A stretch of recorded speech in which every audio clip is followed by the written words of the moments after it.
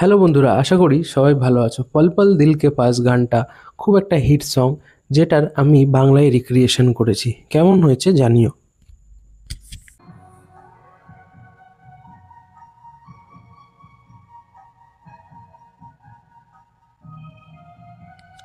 জীবন যেন এক মধুর স্বপ্ন, তোমার আমার প্রেম স্বপ্নের গল্প, ভালোবাসার সুর আমার চেনা।